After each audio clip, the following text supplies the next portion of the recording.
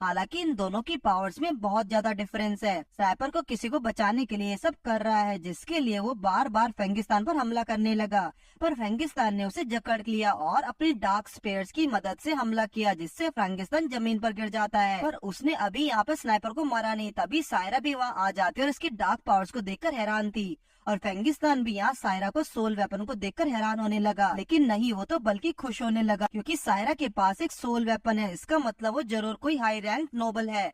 सायरा जानना चाहती है कि फेंगिस्तान स्नाइपर को मारेगा या नहीं। यहाँ पर स्नाइपर सायरा को देखकर पहचान गया, क्योंकि जब सिम्बू ने उसकी जान बचाई तो सायरा भी उसके साथ ही थी। उसने माफी मांगी कि उसने इन सबको उन लोगों को इन्वॉल्व किया। उसकी आखिरी विश है कि वो लड़का जो सायरा के साथ था वो नीचे बेसमेंट में ही स्नाइपर चाहता था कि वो उसे माफ कर दे, क्योंकि उसे स्नाइपर की वजह से काफी कुछ झेलना पड़ा। फेंगिस्तान ने स्नाइपर के अच्छे नेचर को देखकर उसे छोड़ दिया। स्नाइपर को उसे खुद ही माफी मांगनी चाहिए। यहाँ ग्रैंड्स गांव को धोखा देकर उसे शॉक देकर उसे बचाने की कोशिश करता है, लेकिन ग्रैंड्स ने उसे पकड़ लिया और फिर से उसे पावर लेने का ट्राई किया। अगर उसी वक्त राय ने उसे रुकने को कहा, जो सुनते ही ग्रैंड्स अब भी हिल नहीं पा रहा था।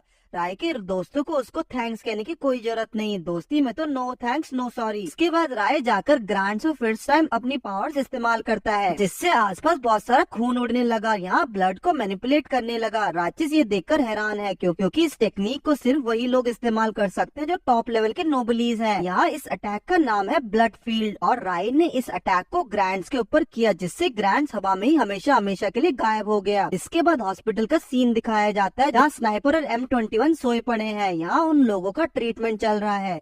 इधर फेंगिस्तान और राय को दिखाया जाता है, जहाँ राय ने अपनी पावर्स का थोड़ा ज्यादा इस्तेमाल कर लिया, जिससे उसे थोड़ी थकावट होने लगी। फेंगिस्तान के पूछने पर राय ने बताया कि उसके दोस्तों ने उससे फिर से मदद मांगी तो वो कर भी क्या सकता था। यहाँ पर पता लगता है कि राय ने फेंगिस्तान की पावर्स को सील किया था और उसे इन पावर्स को इस्तेमाल करने से मना किया, लेकिन फिर भी यहाँ फेंगिस्तान ने उस सील को तोड़ दिया, तो वो हर तरह की सजा के लिए तैयार है। राय जानता है कि फेंगिस्तान ने वो सील तोड़ी, लेकिन उसे भी नहीं पता कि उसके पीछे जरूर कोई कारण होगा, इसलिए राय को ऊपर भरोसा है। जिसके बाद जब वो लोग खाना खाते हुए बातें करने लगे, तभी वहाँ M21 और स्नाइपर पहुँच गए। M21 उन्हें इन सब के लिए थैंक्स कहता है, लेकिन बताया था ना, दोस्ती में तो नो थैंक्स नो सॉरी। इसके बाद यहाँ फिर से हम लोग M21 और राक्षस को आपस में छोटी मोटी बातों पर बहस करते देख सकते हैं। M21 अकेला खड़ा होकर खुद को के बारे में सोचने लगा कि उसकी पावर्स किस काम की, जब वो अपने ही लोगों की मदद ना कर सके।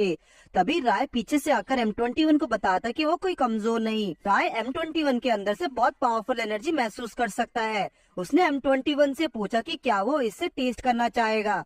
जैसे राय M21 के ब्लड को टेस्ट करता है, M21 की रियल फॉर्म बाहर निकल कर आएगी, पर ये बस कुछ सेकंड्स के लिए था। राय ने उसे समझाया कि M21 कोई कमजोर नहीं, वो चाहे तो अकेले सभी को रक्षा कर सकता है। जिसे कहकर राय वहाँ से चला गया। इधर स्नाइपर को पता लगने लगा कि उनके बॉस ग्रांट्स ने शार्क को अपनी पावर्स के लिए नगर डाला और वो गाँव को भी मारने वाला था, जो सुनकर वो हैरान हो गया। गाँव ने एक और शॉकिंग खबर दी कि स्नाइपर की वो बहन है, जिसके लिए स्नाइपर ये सब कर रहा है, वो असल में ही नहीं है। गाँव ने यूनियन के सर्वर्स में घुसकर उसकी बहन की इन्फॉर्मेशन देखी कि वो एक हॉस्पिटल में है, मगर हकीकत में तो ऐसा कोई हॉस्पिटल है ही नहीं। जो सुनकर स्नाइपर अंदर से टूट गया, क्योंकि उसे अब समझ नहीं आता कि वो अब भला किसके लिए जिंदा रहे। उसका तो अब सब कुछ खत्म हो चुका है। गांव ने भी इस वक्त अपनी इन्फॉर्मेशन चेंज कर दी और अपने आप को डेड बता दिया यूनियन के अंदर। वो लोग अब बाकियों के ऊपर और भी बोझ नहीं बनना चाहते, इसलिए उन लोगों ने यहाँ से जाने का फैसला किया। गांव ने M21 के बारे में यूनियन को डेटाबेस से इन्फॉर्मेशन निकाली, लेकिन उससे M21 और नहीं उसके किसी साथी के बारे में पता चला। M21 चाहता था कि जैसे फेंगिस्तान ने उसे जगह दी है घर के अंदर, उसी तरह से वो लोग इन लोगों को भी जगह दे सके और वो ताकि वहाँ पे रह सके। लेकिन ये घर अब M21 का भी तो है, तो वो खुद भी ये फैसला कर सकता है कि इस घर में किसको रखना है और किसको नहीं। M21 गांव और स्नाइपर को अपने साथ ही घर में रहने को कहता है। शिम्बू यहाँ अपनी नॉर्मल लाइफ जी रहा था और अभी भी उन लोगों की मेमोरी उनके साथ है। अगले दिन स्कूल में गांव और स्नाइपर ने भी बॉडीगार्ड की जॉब ले ली। शिम्बू को यहाँ थोड़ा अकेलापन लगने लगा, क्योंकि उसके पास कोई गर्लफ्रेंड नहीं होती और वो मानबू से हेल्प मांगता है गर्लफ्रेंड बनाने के लिए। यहाँ पर पता लगता है कि शिम्बू को सायरा पसंद है, जिसके बाद M21 गांव और स्नाइपर के पास जाकर शिम्बू को गर्लफ्रेंड बनाने के लिए मदद मांगने लगा। लेकिन वो लोग ये सुनते ही भागने लगे, पर वो लोग उनसे फिर भी रिक्वेस्ट करते हैं मदद करने के लिए। तभी राय वहाँ पहुंचा और यहाँ राय की भी सेम रिक्वेस्ट थी। राय के कहने पर वो लोग उसे सिखाने की कोशिश करने लगे, लेकिन वो बहुत ही कोशिशों के बाद वो भी नहीं सीख पाता। इसके बाद वो लोग रैचिस के पास गए, लेकिन यहाँ पर आकर रैचिस मदद करने के लिए बजाय M21 से फाइट करने लगा। पर जब राय ने कहा कि रैचिस ने बात मान ली, वो सभी मिलकर शिम्बू को लव लेटर लिखाना शुरू करते हैं, लेकिन शिम्बू लेटर को नहीं लिख पाता और लेटर वहाँ से फेंक देता है। और गांव ने उन्हें एक आइडिया दिया कि क्यों ना वो लोग शिम्बू को एक स्पोर्ट्स खिलाएं और उससे वहाँ कूल दिखाया जाए। इसके बाद लोगों ने फैसला किया कि बास्केटबॉल खेलेंगे। बास्केटबॉल खेलते समय उनका आज बहुत ही इंटेंस हो गया और सभी लोग वहाँ अपने आप को कूल दिखाने लगे। और जब आखिर में शिम्बू अपने आप को कूल दिखाने की कोशिश करने लगा राय की हेल्प से, तभी वहाँ स्नाइपर आ गया, जिसके कारण शिम्बू कुछ नहीं कर पाता, जो देखकर वो बैठकर रोने लगा कि उससे यहाँ कुछ नहीं हो पाएगा। तभी वहाँ सायरा आगे, जिसको शिम्बू को फेंका हुआ लव लेटर मिलता है। उसके लिए नेचुरल है कि शिम्बू उससे प्यार करने लगा। सायरा चाहते कि शिम्बू जैसा ही है वैसे ही उसे आकर बात करनी चाहिए, ना कि किसी लव लेटर किसी और तरीके से अपने प्यार को दिखाना चाहिए। सायरा ने शिम्बू और मनाबू को फेंगिस्तान के घर पर इनवाइट किया। जब वो लोग वहाँ पहुँचे तब फेंगिस्तान ने उन्हें बताया कि उन्हें अब शिम्बू और मनाबू की मेमोरी को इरेज करना होगा, लेकिन वो लोग इससे मना करने लगे। राय ने समझाया कि उनकी यादों से सब कुछ इरेज नहीं होगा, बस जो खतरनाक मेमोरीज है जिसमें उन लोगों ने सभी की पावर्स देखी वो इरेज हो जाएंगी और बाकी सब उनके साथ बीती हुई चीजें उन्हें याद रहेंगी। उन लोगों ने राय की इस बात पर एग्री किया, जिसके बाद राय ने अगले दिन उनकी मेमोरी इरेज कर दी। अगले दिन शिम्बू और मानाबू सब कुछ भूल चुके थे और अपनी नॉर्मल लाइफ जीने लगे। अगले दिन एक नया कैरेक्टर दिखाया गया जहाँ वो स्कूल के गेट पर एंटर करने लगा और सब लोग उसे रोकते हैं। तभी वहाँ रैचिस और सायरा आकर उसके सामने झुक गए और वो आदमी उनसे पूछता है कि वो लोग यहाँ ह्यूमंस के साथ क्या कर रहे थे। तभी उन्हें पता लगता है कि ये आदमी इनके क्लैन का लीडर है। फेंगिस्तान भी वहाँ पहुंचा और वो आदमी फेंगिस्तान को पहचानता था और फेंगिस्तान भी उसे। इसका नाम है गैगटोल। जिसके बाद उस जगह को दिखाया गया जहाँ से गैगटोल आया था। यहाँ पर उनके साथी रैचिस और सायरा के बारे में डिस्कस कर रहे थे, क्योंकि उन लोगों को कॉफिन के बारे में इन्फॉर्मेशन कलेक्ट करने के लिए भेजा गया था, लेकिन उनका अब तक कोई रिप्लाई नहीं आया। इसलिए उन लोगों को अब जजतुल को बताना होगा।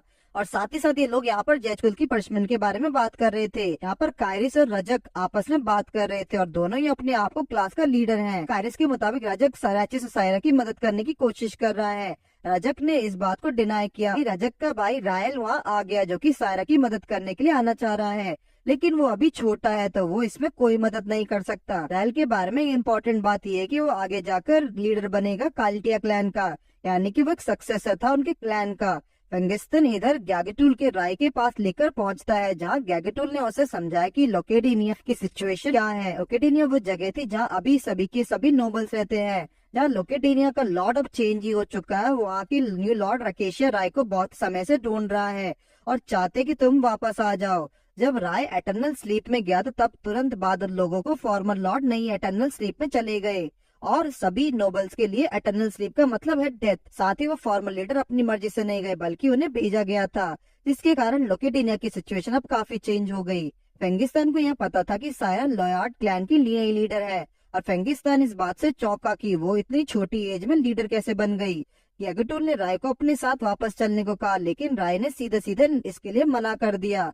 इधर रैचिस और सायरा M21 और बाकी सभी को गैगटुल के बारे में बताने लगे कि असल में उन लोगों को ग्रैंडफादर है। या उन लोगों ने बातें करते हुए फेंगिस्तान की बात छेड़ी, जहाँ सायरा को फेंगिस्तान बिल्कुल भी समझ नहीं आता कि वो आखिर क्या कहे। एक बार कि वो लोग राय को भी रीड कर सकते हैं, लेकिन उन्हें फेंगिस्तान बहुत ही अलग लगता है। फेंगिस्तान एक ह्यूमन से ज्यादा है और उसके अंदर नोबल जैसी पावर थी, लेकिन वो उसकी असलियत अभी भी नहीं जानते।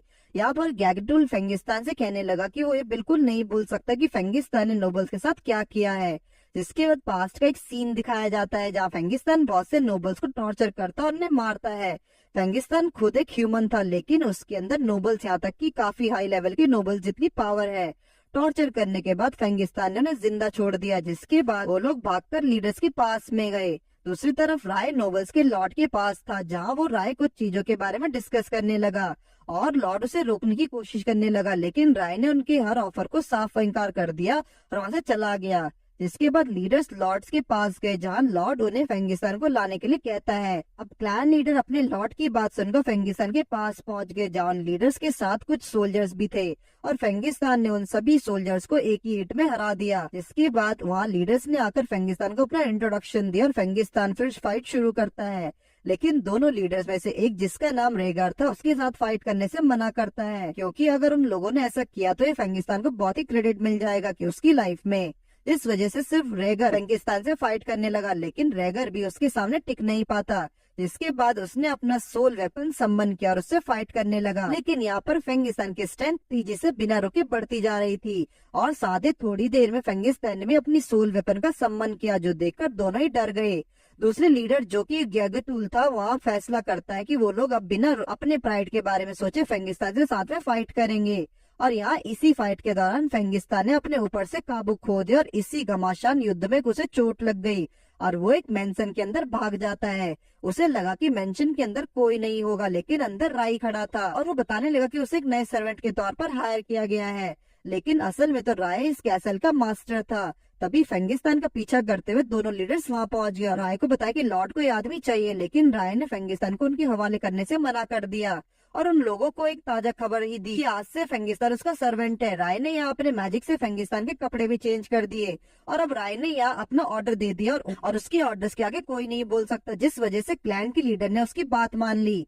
फेंगिस्तान देखकर हैरान है कि आखिर ये कौन इंसान है जिसके आगे लीडर्स तक झुक गए। जिसके बाद से फेंगिस्तान राय के साथ रहता है। उसको इस तरह 5 साल बीत गए हैं राय के साथ, जहाँ क्लैन का लीडर रेगर फेंगिस्तान को ट्रेन करने लगा उसकी पावर्स और उसकी सोल वेपन को कंट्रोल करने के लिए। गैगटूल को इधर अच्छा नहीं लगा कि राय ने फेंगिस्तान को जिंदा छोड़ दिया, जिसके बाद फेंगिस्तान को बुलाया गया लॉर्ड के दरबार के अंदर, जहाँ लॉर्ड उससे खुद बात करेंगे और आसपास के लोग ये देखकर फेंगिस्तान से चिढ़ने लगे। लॉर्ड को यहाँ फेंगिस्तान से जलन होने लगी कि वो राय के साथ में इतना समय बिता रहे हैं। वो चाहता है कि राय उन लोगों को साथ में भी थोड़ा समय बिताए, लेकिन वो किसी के साथ भी इतना समय नहीं बिताता। लॉर्ड ने उसे सुझाव दिया कि फेंगिस्तान को राय के साथ ब्लड रिलेशन बना लेना चाहिए, क्योंकि फेंगिस्तान उसके साथ पिछले 5 सालों से था, तो उसे जिंदगी भर के लिए उसके साथ रहना चाहिए। इसमें उसे प्रॉब्लम क्या आ रही है? लेकिन फेंगिस्तान ये नहीं चाहता। उसके अंदर एक ह्यूमन प्राइड थी जो वो किसी नोबल्स के आगे झुकना नहीं चाहता, इसलिए वो ब्लड इम्पैक्ट नहीं बन सकता। फेंगिस्तान को भी ये नहीं पता कि वो इतने समय से राय को सर्वेंट क्यों बना है, लेकिन अब वो बस बन चुका है उसके सर्वेंट। बाहर सभी लोग ये देखकर शॉक हो गए कि फेंगिस्तान अंदर से जिंदा वापस आ गया। जिसके बाद फेंगिस्तान को फिर से कुछ समय बाद बुलाया गया लॉर्ड के दरबार के अंदर। इसे देखकर सभी लीडर्स को गुस्सा आता है। उनमें से एक लीडर ने फेंगिस्तान को फाइट के लिए चैलेंज किया, क्योंकि उसके मुताबिक फेंगिस्तान उनमें से किसी को भी हराने के काबिल नहीं। फेंगिस्तान ने उसके चैलेंज को एक्सेप्ट किया और दोनों में ही फाइट शुरू हो जाती है। जहाँ फेंगिस्तान खुद को कंट्रोल करने लगा, वो अपनी ज्यादा ताकत दिखाना नहीं चाहता, क्योंकि उसे डर था कि वो पहले की तरह अपनी पावर्स पर कंट्रोल करना खो दे। लेकिन क्लैन का लीडर फेंगिस्तान से अपनी फुल पावर्स में लड़ रहा था, जो देखकर फेंगिस्तान ने अपने प्राइड के बारे में सोचा और उसने प्राइड के कारण अपनी पूरी ताकत का इस्तेमाल शुरू कर दिया और उस बार फिर से उसे अपनी पावर्स पर कंट्रोल खो दिया। लेकिन यहाँ इस बार बात थोड़ी अलग थी। फेंगिस्तान ने जब उस बार कंट्रोल खोया तो अब किसी भी लीडर के अंदर इतनी पावर नहीं थी कि वो फेंगिस्तान के साथ मिलकर रोक सके। यहाँ तक कि लॉर्ड और राय के मैदान में आना पड़ा फेंगिस्तान को रोकने के लिए। अब लॉर्ड ने यहाँ पर राय पर ही जिम्मेदारी छोड़ दी कि फेंगिस्तान को जिंदा रहना है या उसे मार देना है। जिसके बाद राय ने उससे फाइट करना शुरू कर दिया और फेंगिस्तान इसके ऊपर एक अटैक ही करता है। राय उसके अटैक्स कम्प्लीटली रोक नहीं पाता और उसकी गाल से थोड़ा खून भी निकलने लगता है, जिसे देखकर राय ने अपनी ब्लड टेक्निक का इस्तेमाल फेंगिस्तान के ऊपर किया। राय चाहता तो फेंगिस्तान को मार सकता था, लेकिन राय ने ऐसा नहीं किया, बल्कि फेंगिस्तान की पावर्स को कंट्रोल करके उसको कम कर दिया। जिसके बाद फेंगिस्तान बेहोश हो गया। जिसके बाद जब उसे मेंशन में होश आया तो वो समझ गया कि राय ने उसे नहीं मारा। उसके सभी साथी भी यही बात जानते थे कि राय अब फेंगिस्तान को नहीं मारने वाला। फेंगिस्तान ने उससे ये बात जाननी चाहिए कि आखिर राय ने उसे मारा क्यों नहीं, लेकिन राय उसकी बातों पर कोई जवाब नहीं देता और फेंगिस्तान को चाय लाने का ऑर्डर देता है। फेंगिस्तान ने यहाँ चाय में अपने खून की एक बूंद गिरा दी और जैसे ही राय ने उसके खून में मिली हुई चाय को पिया, वो उससे ब्लड इम्पैक्ट कंप्लीट करने के लिए फेंगिस्तान से उसकी मर्जी पूछने लगा और फेंगिस्तान उसका लाइफ टाइम सर्वेंट बनने के लिए तैयार था। और उस समय पर राय ने फेंगिस्तान की पावर्स को सील कर दिया हमेशा के लिए और बिना राय के इजाजत के फेंगिस्तान अपनी पावर्स इस्तेमाल नहीं कर सकता। तो यहाँ आप लोगों को समझ आ ही गया होगा कि फेंगिस्तान ने राय के साथ लाइफ टाइम ब्लड इम्पैक्ट बनाने के लिए, लाइफ टाइम उसका सर्वेंट बनने के लिए उसने राय की चाय में अपना खून मिलाया, जिससे अब राय हमेशा हमेशा के लिए फेंगिस्तान का सर्वेंट बन गया। और साथ ही यहाँ आप लोगों को ये भी समझ आ गया होगा कि फेंगिस्तान राय की इतनी इज्जत क्यों करता है। अब कहानी प्रेजेंट टाइम में वापस आती है, जहाँ गोजेटी ने ये देखा कि ये फेंगिस्तान, राय और बाकी लोग आपस में साथ रहकर कितने खुश हैं, जो देखकर वो बिना किसी को वापस लिए वहाँ से चला गया। और साथ ही उसने राचेस सायरा को समझाया कि उन्हें लाइफ में सिर्फ अपने दिल की सुननी चाहिए, बाकी किसी और की नहीं, और वो जो चाहे अपनी लाइफ में कर सकते थे। जिसके बाद गगटिल वापस चला गया और यहाँ लॉर्ड के सामने आकर बताया कि राचेस और सायरा ने उन्हें धोखा दे दिया और वो लोग अब अपनी जिंदगी जीने लगे। जो सुनकर उनके लॉर्ड ने गुजटिल को कैद में डाल दिया और रेजेक से राइचिस और सायरा के बारे में पता करने के लिए कहा कि उन्हें सच में कॉफिन के बारे में कुछ पता भी है या नहीं। लेकिन तभी वहाँ रियल आ गया और उसे पता था यहाँ पे सिर्फ लीडर्स ही अलाउड है, लेकिन देखा जाए तो वो भी एक चूजन लीडर है जो कि आगे जाके एक लीडर बनेगा। इसलिए राचिस और सायरा को लाने की जिम्मेदारी वो अपने सर लेने की बात करता है और लॉर्ड ने भी यहाँ परमिशन दे दी। अगले दिन सभी स्कूल में अपना नॉर्मल दिन बिता रहे थे कि तभी रायल ने आकर उसके स्कूल में एंटर किया और यहाँ पर रायल की प्रेजेंस सभी को महसूस हो गई। उन सभी स्टूडेंट्स का बिहेवियर चेंज हो गया और वो लोग नीचे आकर देखते कि आखिर कौन आया है, क्योंकि ये प्रेजेंस उन लोगों को जानी पहचानी प्रेजेंस लगने लगी। नीचे रायल यहाँ तीनों मॉडिफाइड डीमन से बात कर रहा था और पहचान गया कि ये लोग मॉडिफाइड डीमंस हैं। तभी रायल ने M21 पर अचानक हमला किया और उनमें से कोई इस हमले को देख नहीं पाता। इतने में ही राचिस और सायरा भी नीचे पहुंच गए और उससे पूछने लगे कि आखिर वो यहाँ क्या कर रहा है। रायल ने सायरा को अपने साथ चलने का ऑफर दिया। यहाँ पता लगता है कि उसने यहाँ पे उसको प्रपोज भी किया था। उसके बाद उसने राचिस पर हमला किया और बताया कि काफी समय तक वो उसे कमरे में बंद रहा और अब वो एक न्यू पर्सन बनकर आ चुका है। लेकिन सायरा ने उसे भगा दिया और रायल आराम से वहाँ भी चला जाता है। रात में सायरा ने सभी को बताया कि वो रायल था, वो एक ट्रू ब्लड नोबल है, उसके काफी पावर्स हैं और उसने एक समय पर सायरा को भी प्रपोज किया था। पर सायरा ने उसका प्रपोजल को डिनाई कर दिया, जिससे उसे काफी गुस्सा आया। उसने बदला लेने की भी कोशिश की, जो देखकर उसे क्लैन का लीडर यानी उसके बड़े भाई रेजेक ने उसको रोका और सजा के तौर पर 10 साल के लिए उसे कमरे में कैद कर दिया। अब इस डिस्कशन के बाद वो सभी अपने आप को कमरों के अंदर जाते हैं जहाँ फेंगिस्तान M21 को हील कर रहा था और गाओ और स्नाइपर के ट्रीटमेंट कर रहा था, यानी कि उनका रेगुलर चेकअप। इधर राचिस और सायरा बात कर रहे थे कि सायरा के पूछने पर राचिस ने बताया कि उसको सायरा की बहुत चिंता है, जिसको सुनकर सायरा वहाँ से चली गई। या फेंगिस्तान और राय भी आपस में बात कर रहे थे और सायरा के पीछा करने के लिए जाने लगा, लेकिन फेंगिस्तान उसे रोकर खुद जाना चाहता था, क्योंकि अगर राय की असली प्रेजेंस सामने आ गई तो काफी परेशानी हो जाएगी। जो देखकर राय ने फेंगिस्तान के ऊपर से सील हटा दिया और उसकी असली पावर्स इस्तेमाल करने की इजाजत दे दी थोड़ी देर के लिए। इधर सायरा और रायल की बात हो रही थी। सायरा ने उसको सीधे सीधे जाने के लिए कहा, लेकिन रायल यहाँ लगातार सायरा को मराने की कोशिश करने लगा। उसको बहुत चाहने लगा और बहुत ही ज्यादा प्यार करता है और ऐसे ही बात करके रायल सायरा को अपने साथ चलने के लिए मनाने लगा। लेकिन सायरा ने अब भी उसकी बात से इनकार कर दिया, क्योंकि उसको यहाँ ह्यूमंस के साथ रहने का तरीका काफी पसंद आया। ह्यूमंस की लाइफ या नोबल्स की लाइफ से काफी अलग थी और रायल इस बात को कभी नहीं समझ पाएगा। अब ये सब सुनकर रायल को काफी गुस्सा आता और उसने सायरा पर अटैक करने का सोचा, लेकिन तभी फेंगिस्तान वहाँ आकर उस पर अटैक करने लगा। फेंगिस्तान ने रायल को चैलेंज किया कि रायल चाहे अपनी तो पूरी स्ट्रेंथ इस्तेमाल करके उसे फेंगिस्तान को हरा कर दिखाए। फेंगिस्तान और राय की यहाँ बैटल शुरू हो जाती है और साथ ही फेंगिस्तान यहाँ पर अपनी पावर्स का एक प्रपोर्शन इस्तेमाल करता है। जिसके बाद फेंगिस्तान ने उसको फिर चैलेंज किया कि उसके पास जितने भी सोल वेपन्स है वो उसका भी इस्तेमाल कर सकता है।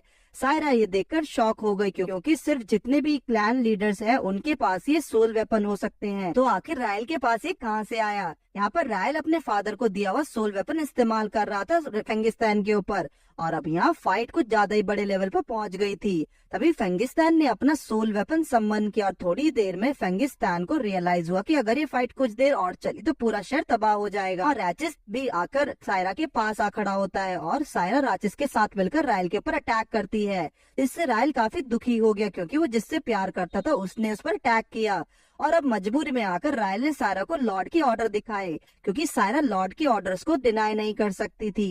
रायल सिर्फ सायरा को लेकर गया और एक हिंट दिया कि गैटल प्रिसन के अंदर है और वो उन लोगों की साइड लेने की वजह से काफी सफर कर रहा है, जो सुनकर राचिस भी काफी दुखी था, लेकिन वो कुछ नहीं कर पाते। जिसके बाद वो लोग अपने घर आ गए और फैसला करते हैं कि वो सायरा की मदद करेंगे। इधर सायरा को प्रेजेंट किया गया लॉर्ड के सामने। लॉर्ड उससे क्वेश्चन करने लगी कि उसने अब तक क्या देखा, वो सारी बातें सच बताए, क्योंकि उसे यकीन नहीं हो रहा है उन बातों पर जो गैटल ने की थी। लेकिन सायरा ने उसकी बात को जवाब देने से मना कर दिया, जिसके बाद लॉर्ड उसके हार्ट को कंट्रोल करने की कोशिश करने लगी, लेकिन सायरा ने उसको रेजिस्ट किया, जिसकी वजह से अब सायरा की नियरली डेथ होने वाली है। ये सब रायल की आंखों के सामने हो रहा था, तो उससे ये सब देखा नहीं गया और उसने बताया कि वहाँ पर उसने एक ह्यूमन को देखा जिसके अंदर नोबलिस जितनी पावर है। उसे यकीन नहीं हुआ कि वो नोबल है या नहीं और साथ ही उसके साथ कुछ मॉडिफाइड ह्यूमंस भी थे, जिससे लॉर्ड को समझ नहीं आता कि इस वक्त राय कहाँ होगा और उसने सायरा को जेल के अंदर डाल दिया। लॉर्ड ने रजक का ऑर्डर दिया कि वो गटरल के पास जाकर उससे इंटरोगेशन करे कि उससे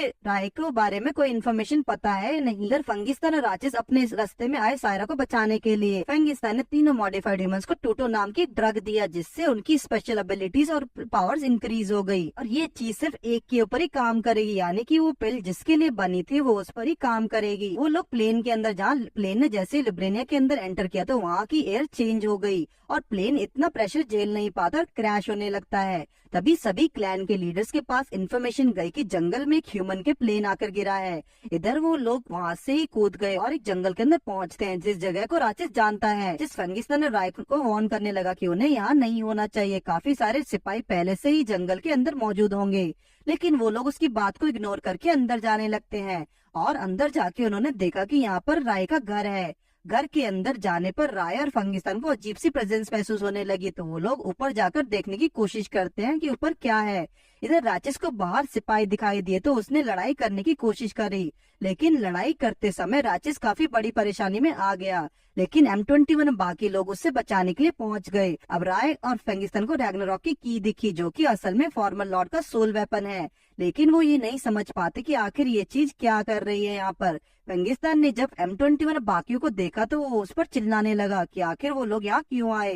दरअसल वो ये लोग उनके साथ ही प्लेन में छुपकर आए हैं और जब प्लेन क्रैश हुआ तो इन्हें लगने लगा कि ये लोग मर जाएंगे, पर जैसे तैसे करके इन लोगों ने राय और बाकियों को ढूंढ लिया। अब यहीं पर उन तीनों को एक नई चीज का पता लगता है कि लॉर्ड नोबल्स का किंग होता है और M21 जानना चाह रहा था कि आखिर राय क्या है, वो नोबलीज है या कुछ और है। दरअसल नोबलीज एक ऐसा बीइंग को कहा जाता है जिसके ऊपर नोबल्स का कोई भी रूल फॉलो नहीं होता। नोबलीज एक लॉर्ड के बराबर है। नोबलीज असल में लॉर्ड को भी खत्म कर सकता है और असल में राय एक नोबलीज है।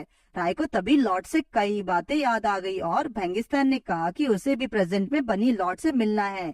दूसरी तरफ लॉर्ड के कोर्ट में डिस्कशन चल रही थी कि वहाँ क्या हुआ है और रिपोर्ट्स के मुताबिक उन्हें यह पता लगा कि उस जगह पर राक्षस और 3 मॉडिफाइड ह्यूमंस ने आकर मिलकर हमला किया था, जिससे सबको ये समझ आ गया कि राक्षस भी उनके साथ ही है। और साथ ही सभी लोग ये भी समझ गए कि अगर इतने सारे लीडर्स दूसरी साइड जाकर लॉर्ड के अगेंस्ट होने लगे तो जरूर कुछ न कुछ बड़ा रीजन होगा। लेकिन वो लॉर्ड के सामने कुछ नहीं बोल पाते और पूछते हैं कि अब उन्हें क्या करना चाहिए। लॉर्ड ने जुगटल को पनिशमेंट देने को कहा क्योंकि वो लोग अब समझ गए कि जुगटल गलत था, पर किसी ने भी इस बात पे कम्प्लीटली एग्री नहीं किया क्योंकि प्रेजेंट में लॉर्ड रुकेशा को रेस करने वाला गुलटेल था, यहाँ तक कि लॉर्ड को भी रेस करने वाला गुजटेल था।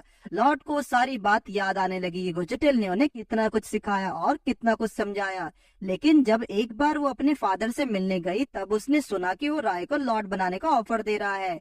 उसे यकीन नहीं होता कि वो लोग ऐसे कैसे कर सकता है। जिसके बाद वो गजटल के पास प्रिसन में जाकर उससे उसकी इच्छा पूछने लगी। साथ ही वो यहाँ बस सच जानना चाहती थी कि वो उसके इसके अलावा कुछ नहीं सुनना। तब गजटल ने बताया कि वो यहाँ इस राय से मिला है और उसने ये सच उससे इसलिए नहीं छुपाया कि वो उससे डरता नहीं, बल्कि इसलिए क्योंकि अभी वो गलत है और एज अ लीडर उसने एक गलती की जिसके लिए अगर वो मरना भी चाहे तो उसे मार सकती थी।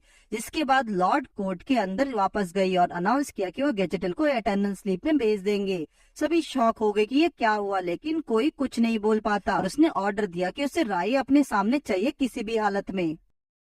दूसरी तरफ इन लोगों की प्लानिंग थी कि आगे की तरफ रांची से M21 दौड़ लगाएंगे ताकि सब डिस्ट्रैक्ट हो जाएं और पीछे से गांव और स्नाइपर उन्हें बैकअप करेंगे और राय को कैसल तक बिना किसी परेशानी को पहुंचाना है उन लोगों को। तभी अचानक वहाँ रायल ने आकर बताया कि जुएटल और सायरा दोनों को जेल में डाल दिया गया है और बहुत ही जल्द उन्हें भी पनिशमेंट मिलने वाली है। रायल ने बताकर उन पर अटैक कर दिया, लेकिन M21 उससे फाइट करने लगा और रैचिस और बाकियों को आगे निकलने को कहा।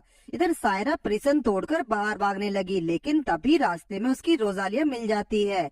रोजालिया उनको रोकने लगी और सायरा को किसी बात को ना मानते हुए उससे फाइट करने लगी। राचिस यहाँ जंगल से भाग रहा था कैसल की तरफ, लेकिन कैसल में ही उसको कैरेस और रजक ने रोक लिया। पर कैरेस ने रजक को अपने भाई को बचाने के लिए कहा। M21 और रायल की फाइट काफी घमासान मोड़ पर पहुंच गई। साथ ही यहाँ गाँव और स्नाइपर उसकी मदद करने की कोशिश करने लगे।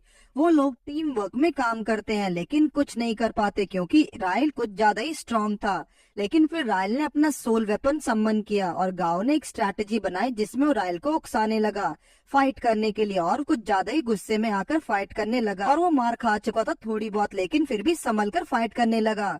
और यहाँ राय और फेंगिस्तान को पता लग गया कि M21 की फाइट थोड़ी नेक्स्ट लेवल पर जा चुकी है, जिस पर राय ने फेंगिस्तान से पूछा कि उसे जाना चाहिए उसकी मदद के लिए या नहीं।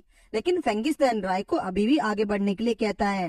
राय ने फेंगिस्तान से पूछा कि वो क्या चाहता है, जिससे फेंगिस्तान अब ज्यादा इग्नोर नहीं कर पाता और उसकी फाइट में उतर गया। तभी रजक भी वहाँ पहुँच गया और फेंगिस्तान को फाइट में इनवाइट करने लगा। फेंगिस्तान थोड़ा जल्दबाजी में था, जिसके लिए उसको रजक को थोड़ा जल्दी हराकर राय के पास जाना होगा। फाइट शुरू हो गई। सब लोगों ने अपने अपने साथियों को पीछे कर दिया, यानी कि रायल, M21 और बाकियों को। अब इधर कैरीज ने राचेस को एक मौका दिया यहाँ से भाग जाने का, और जैसे ही सब प्रूव हो जाएगा कि ये सब एक मिसअंडरस्टैंडिंग थी, तब कैरिस राचेस को इन्फॉर्म कर देगा। लेकिन राचेस यहाँ डरपोक की तरह भागना नहीं चाहता, जिस पर कैरिस ने राचेस को एक ऑफर दिया कि अगर राचेस उस पर एक ही हिट लैंड कर देगा तो कैरिस उसको खुद कैसल तक लेकर जाएगा और इससे ज्यादा वो कुछ नहीं कर सकता। तो राचेस ने भी उसके चैलेंज को एक्सेप्ट कर लिया। दूसरी तरफ राजक ने अपनी सोल वेपन को सम्मन किया और उसे देखकर फेंगिस्तान ने भी अपने सोल वेपन को सम्मन किया और उन लोगों की फाइट पहले से ही अच्छे लेवल पर स्टार्ट होती है। यार राचेस काफी मार खा गया, लेकिन वो फिर भी हार नहीं मानता। और इधर सायरा की फाइट चल ही रही थी कि तभी लॉर्ड का मैसेज आएगी सायरा को उसके पास लाने के लिए, और वो उसके फादर की ग्रेव के पास थी, यानी कि लॉर्ड के फादर की ग्रेव के पास। दूसरी तरफ फेंगिस्तान की फाइट यहाँ भी अभी चल ही रही थी कि और फेंगिस्तान ने अपने साथियों को बचाने के लिए अपना अटैक छोड़ दिया और मार खा ली थोड़ी बहुत। लेकिन राजक समझ गया कि अगर उसका भाई बीच में नहीं होता तो फेंगिस्तान उस अटैक को अपने ऊपर हिट नहीं होने देता, और कहा कि अभी फाइट इक्वल हो जाएगी। जिसके बाद फाइट फिर से कंटिन्यू होती है। यहाँ रैचिस इधर कैरिस से मार ही खा रहा होता है और गिरना शुरू कर देता है। इतने में कैरिस ने उसे कैच कर लिया। रैचिस उसी का फायदा उठाकर उस पर एक अटैक करता है और अब कैरिस को अपना वादा पूरा करना होगा। कैरिस समझ गया कि अब रैचिस काफी चेंज हो गया है और वो रैचल को ले गया। लॉर्ड यहाँ सायरा और गुटेल को दोनों को ही पनिशमेंट देने की बात करती है और साथ ही फ्रेंगिस्टन और राजक की फाइट अभी भी चल रही है, जिस पर रायल उसको अपना वेपन भी लेने को कहता है, जिससे रजक को जीतने के चांसेस बढ़ जाएंगे। जिसके लिए रजक ने मना कर दिया क्योंकि रायल को ये वेपन उनके फादर ने दिया और वो उस पर ट्रस्ट करते हैं और रजक उसे किसी और को देने की ना सोचे क्योंकि कुछ न कुछ उसका काम होगा जिसे शायद सिर्फ रायल ही कर सकता है। इधर लॉर्ड उन दोनों को पनिशमेंट देने लगे और उन दोनों को अपनी पनिशमेंट सहन करने का ऑर्डर दिया। लेकिन ग्योटल ने यहाँ लॉर्ड के खिलाफ आवाज उठाई क्योंकि उसके पास बोलने के लिए बहुत कुछ है। ग्योटल लॉर्ड का समझाने लगा कि उसको शायद नहीं पता कि वो क्या कर रही है और वो भी सिर्फ अपने इमोशंस के बारे में सोच रही है। उसको अभी अंदाजा भी नहीं किया और फ्रेंगिस्तान क्या है। सब लोग रोकने की उसको कोशिश करते हैं, लेकिन इतना बोलने के बाद ग्योटल अपनी पनिशमेंट के लिए तैयार हो गया। लॉर्ड नीचे आकर ग्योटल को पनिशमेंट देने ही वाली होती कि इतने में ही वहाँ राय की एंट्री हो गई, जो देखकर ग्योटल ने राय से माफी मांगी कि उसकी वजह से राय इतनी बड़ी परेशानी में आ गया। और इतने में लॉर्ड बाकी के लीडर्स को राय पर अटैक करने के लिए भेजती है और यहाँ सारे लीडर्स अकेले तो क्या साथ मिलकर भी राय के ऊपर एक हिट तक नहीं कर पाते, जो देखकर लॉर्ड अब खुद राय से फाइट करने के लिए आ गई है और उसे लगता है कि सिर्फ वही उसको हरा सकती है। लेकिन यहाँ पर लॉर्ड की पावर्स के बावजूद राय के ऊपर एक हिट तक लैंड नहीं कर पाती और जमीन पर गिरने के बाद सोचने लगी कि वो राय को मार क्यों नहीं पा रही। असल में उसके पास लॉर्ड की पावर्स तो है, लेकिन उसने अभी तक उन पावर्स को कम्प्लीटली एक्सेस नहीं किया और जब तक वो ऐसा नहीं कर पाएगी वो उस पर एक भी हिट लैंड नहीं कर सकती, जिसके लिए वो सोचने लगी। लेकिन राय ने उनको बताया कि वो अकेली नहीं, उसके पास इतने सारे लोग भी थे, जो देखकर बाकी के क्लैन लीडर्स और लॉर्ड सब एक साथ मिलकर राय से फाइट करने लगे। जॉटल ने उन्हें लॉर्ड की प्राइड के बारे में सोचने को कहा, लेकिन लॉर्ड की प्राइड से ज्यादा अभी उनके लिए राय को हराना जरूरी है। राय सभी के साथ मिलकर फाइट कर रहा था, लेकिन फिर भी वो सभी एक साथ मिलकर राय का कुछ नहीं बिगाड़ पाते। जैसा कि थोड़ी देर पहले फेंगिस्तान ने बताया कि राय एक नोबलीज है जो कि खुद लॉर्ड तक का खत्म करने की पावर्स रखता है। अब राय ने आखिर में सबको एक साथ खत्म करने के लिए अपना ब्लड फील्ड एक्टिवेट कर दिया, जो देखकर लॉर्ड को अपने लोगों की परवाह होने लगी और उसने भी अपना ब्लड फील्ड एक्टिवेट किया, जिससे दोनों का ही ब्लड फील्ड एक दूसरे से कैंसिल हो गए। इसमें उसकी काफी एनर्जी खर्च हो गई, जिससे लॉर्ड वहीं गिर जाती है और बाकी के क्लैन लीडर्स उसको संभालने लगे। और जब राय गिरने लगा तो फेंगिस्तान ने आकर उसको बचा लिया। तभी सभी को लगने लगा कि राय लॉर्ड को खत्म कर देगा, लेकिन राय ने अपना हाथ ऊपर किया और लॉर्ड की सॉर्ड रैग्नारॉक को सम्मन किया और यहाँ सेम सॉर्ड रेसिशिया के पास थी, जो अभी प्रेजेंट की लॉर्ड है। उन लोगों को समझ नहीं आता कि सेम तरह की दो सॉर्ड कैसे हो सकती हैं। अब जैसे ही दोनों स्वॉर्ड बाहर निकली वो दोनों आपस में कंबाइन हो गई। फॉर्मर लॉर्ड वहाँ सम्मन हुए यानी फ्रेशिसिया के फादर, वो यहाँ पर आकर सभी को ह्यूमंस के बारे में बताते हुए उनके जैसा बनने के लिए कहते हैं। वो ये भी बताते कि उन्होंने खुद अपने हाथों से चुनी थी एटर्नल स्लीप, उसे किसी ने भेजा नहीं था, क्योंकि वो चाहता था कि बाकी लोग आगे जाकर अच्छे लीडर और अच्छे लॉर्ड बन सके। और अगर वो लोग ये मैसेज देख रहे थे तो वो भी मर चुके होंगे, लेकिन उन्होंने ये बात इसलिए किसी को नहीं बताई क्योंकि अगर वो ऐसा करते तो वो कर नहीं पाते ये सब कुछ। उसने सिर्फ अपने ट्रस्टेड क्लैन लीडर्स को बताया था और जिन लोगों ने उसका साथ दिया वो खुद भी मर चुके हैं। अब जब गुटल ने बताया कि उसकी ये सब कुछ पहले से पता था, उसने इसलिए नहीं बताया क्योंकि अगर वो बताता तो उन लोगों के अंदर काफी कंफ्यूजन बढ़ जाती और वो लोग इस बात को भी नहीं समझ पाते। गुटल के ऑर्डर मिले थे कि वो सभी लोग अब आगे बढ़ते रहे और गुटल को ही उन्हें लीड करना था अच्छे लीडर्स और लॉर्ड बनने के लिए। तभी कैरिस वहाँ पहुंच गया रैचेस को लेकर और उसे पनिशमेंट देने को कहा, लेकिन अगर गोइटल के मायने से देखा जाए तो वो सभी लोगों से ज्यादा ट्रू नोबल रैचेस है, तो इसलिए उसके पनिशमेंट को हटा दिया जाए तो और बाकी लोगों को रैचेस जैसा बनना चाहिए। और ये सब चीज लॉर्ड समझ गई और उसने सभी की बेड़ियां खोल दी और काफी दुखी भी थी। अभी दोनों स्वॉर्ड मिलकर एक हो चुकी थी और राय ने वो स्वॉर्ड लॉर्ड को दे दी क्योंकि उसकी स्वॉर्ड है तो उसको उसे ही रखना चाहिए। इसके बाद सभी लोग ठीक हुए। राय के पास लॉर्ड आकर अपने फादर के बारे में पूछने लगी कि आखिर वो कैसे थे। तब राय ने बताया कि वो ये सब पहले से अपने प्लान कर चुका था कि जो जूनियर लीडर्स हैं उन सभी के पहले लीडर्स बना दिया जाए ताकि वो अपने फ्यूचर को कुछ समझ सके कि उन्हें कैसा फ्यूचर चाहिए आगे जाकर। इसके बाद सब कुछ नॉर्मल हो गया। राय फेंगिस्तान के साथ वापस आ जाता है ह्यूमंस के वर्ल्ड में और साथ ही रैचेस और सायरा को परमिशन मिल गई कि और फंगिस्तान के साथ रहने की। और इसी हैप्पी एंडिंग के साथ इस एनिमे का सीजन एंड यही होता है। अगर आपको कहानी में ये समझ नहीं आया कि आखिर कॉफिन किधर है जिसकी बात सभी कर रहे थे, कॉफिन या उसी चीज को कहा गया जिसका इस्तेमाल करके राई और फॉर्मर लॉर्ड ने एटर्नल स्लीप ली, जिससे इंसान सदियों तक जिंदा रह सकता है। लेकिन शायद किसी वजह से फॉर्मर लॉर्ड मारे गए जिसका रीजन इस एनिमे के अंदर नहीं बताया गया। और यही इस एनिमे का एंड होता है। ऐसी और सीरीज देखने के लिए चैनल को सब्सक्राइब करना ना भूलें।